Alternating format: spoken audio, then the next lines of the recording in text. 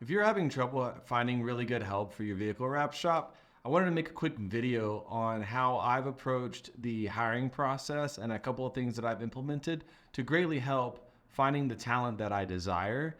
So the 3 tips that I have for hiring the candidates that you're looking for within your vehicle wrap shop is to become very clear on your mission and vision for the business, as well as the values that you guys stand for, because nothing can kill a business faster than diminishing the culture within the company. Your team is going to operate on a certain frequency as a unit, and it's imperative that the entire shop culture stays intact throughout the growth of the company. Your culture in your business can turn on a dime. Number two, we're going to be making sure that we have clarity on the job descriptions that we are looking for. And number three is creating some friction during the hiring process, because administratively, going through all the resumes is entirely draining. So I've got some pretty cool tips and tricks on a hiring process to help you reduce the amount of administrative effort that it takes for you to sift through all of the resumes and leads that have come inbound into your system. So for example, my mission in my company is to replicate the story and the opportunity that was created for me because a mentor brought me under his wing, and I would like to do the same for other people, to where I can help people learn how to fish and provide for themselves the same way my mentor showed me how to become a business owner.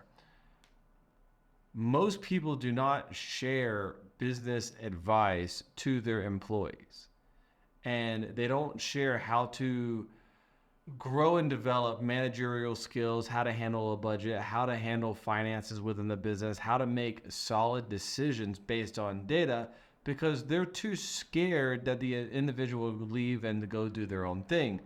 And so we wonder why we're stuck with busy bees who can't do high level tasks, but it's because nobody's ever teaching these individuals how to actually operate a business above and beyond just being a technician within the entity. And a great example of vision is in our business, we're trying to develop those individuals once they accrue those managerial tasks to actually have their own location internally / under the brand name, to where they're actually owning and operating their own location entirely on their own with the assistance of the headquartered shop.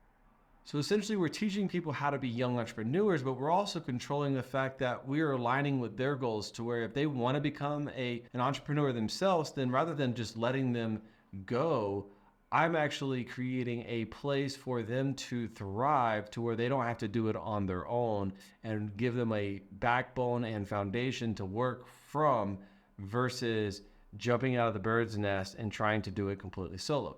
So essentially your mission, your vision, and your core values helps you create a cultural fit, consistency in decision making, enhancing employee engagement, meaning the team is incredibly involved within the business, as well as making decisions for themselves because they feel that they are a part of the company rather than just being in it. Number two is understanding somebody's job description. Now, unfortunately, we as entrepreneurs, in some cases, we're just like, we need somebody quick, we need to hire somebody, etc. We just put the first guy that walks in the door, hey, guess what? You're now an administrative person. And then we wonder why the heck they fail. Or we hire an installer and all of a sudden we've got them answering customers up front, working the table, running the plotter, running the printer, and working the back. In order to grow correctly, in order to reduce the friction and also set up for your team for success, we need a clear outline and job description for each and every employee. Now, the person that should be running around with the different hats on at first, early on in the company, should be you, not necessarily the staff, because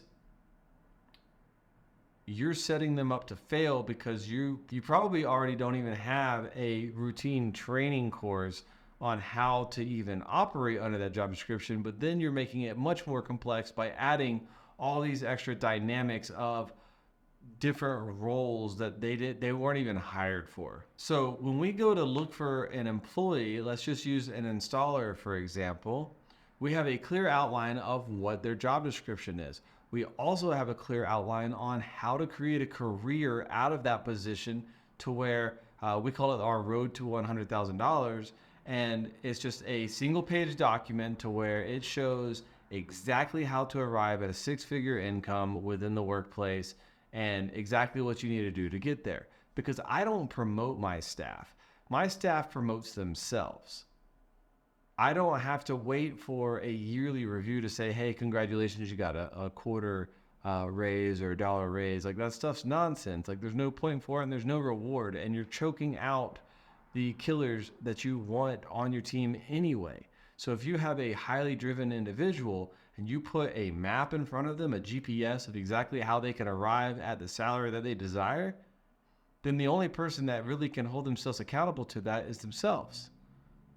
And then you can help coach them along the way in whatever they're weak at to make sure that they arrive there. Because if they arrive at a six-figure salary, they're definitely making the business, as long as you've actually run the numbers, money. And if the business is making money and they're making six figures, they're not going anywhere. So that's why from day one on our positions, we try to show the outline of the career path within the workplace and create the vision for why we are doing what we are doing. Another thing that the job description allows you to do is create the accountability that goes behind everything. So yes, I don't promote my team based on yearly reviews, quarterly reviews, etc. However, we need a clear outline of what is expected. So some of this I actually got from Blake Matson with Brand Command on his training program, but I had modified my existing outline, but included this. So week one that you work in my shop as an installer, you must be able to complete XYZ. If you cannot complete that specific task, in this case, it's wrap a hood by yourself with Avery 1105 1360Z lamb. If you cannot wrap a hood by the end of the week, a standard hood, not a complex hood, then you're fired.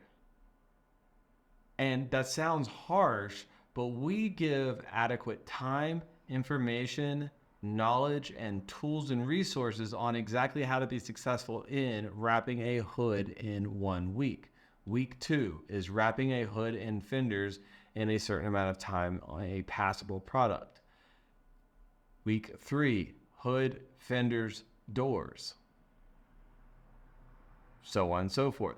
And the point for this is to dramatically reduce how long it takes to onboard somebody, as well as identify whether they're wasting their time and you're wasting yours. Because if they don't have what it takes and they can't succeed even under a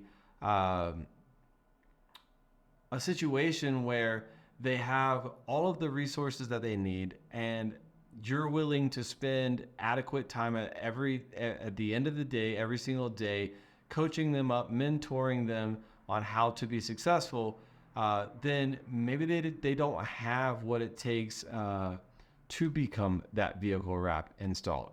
The job description, you can replace that with administrative staff, salesperson, etc. I just use installer because most wrap shop owners also are installers, and it's the best analogy that I can give to make sure it makes sense. But if you were to relay that into a salesperson, it's that you have 90 days and then you're full commission. And if you can't complete your sales, you won't be paid. So we need to make sure that on month 1, you're making X amount of calls per day. And if you do that, then based on the numbers and data that we have in our company, we know that you'll make X sales per month. That will get you to X salary. And then from there, we can start to roll that into a career path and get you towards that six-figure goal. Number 3 is one of my favorites probably, and it's highly underrated. And it's basically creating a little friction on your end for the people that are looking to work within your workplace. So basically, I use wisehire.com, and what we do is in the actual ad, it states, please read this application thoroughly and ensure that You follow the directions. If you fail to follow the directions, then you will not be considered for this position. You need the staff that you pick up onto your team to be observant enough that when you tell them direction, that they follow it. Now, what do I mean by direction? So I use wisehire.com for hiring, and on my ads, when you apply, you must just submit your resume, right? That's the standard protocol anymore with Indeed.com, Glassdoor, WiseHire, all these different systems, etc. Is they can just click a button, upload their resume, and they're done, right? Well, WiseHire's sister company is a disc assessment company. So the first thing that I make them do is also provide a disc assessment if they haven't already taken one. So that's step one. They must complete the disc assessment within 24 hours of the application being submitted. If they do not, then they don't care about the job enough for me to care about hiring them. Step two is they then are sent a automated message that says, hey, are you still seeking employment for this position? Yes or no. They also must respond to that message within 24 hours. If they do not, then I don't even bother looking at their resume.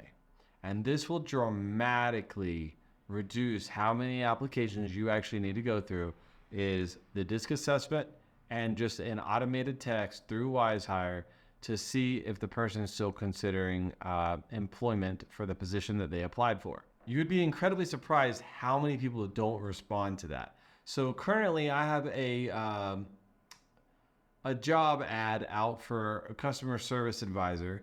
There's 108 candidates, and out of them 108, I only have 27 people that I even need to look at. And that's just for the qualified. That means that their personality type matched. So out of those 108, I have, based on the disc assessment, I have 4 candidates that are an excellent match on their behavioral and personality type for the position. And then what I would do is I would go in and I would check and see if they responded to the message that was automated to send to them, and then I would mark them qualified. I would also then do an addition of the disc assessments that were very good in alignment for the position. Anybody else wouldn't be considered. So out of those 108 candidates that I have, I only have 10 total candidates that I felt were good matches for even being looked at with their resume. And then from there, we may only ask 5 to 6 of them for interviews based on what we reviewed and the data that we saw in their job resume. Now, it's important for you to always have these ads open.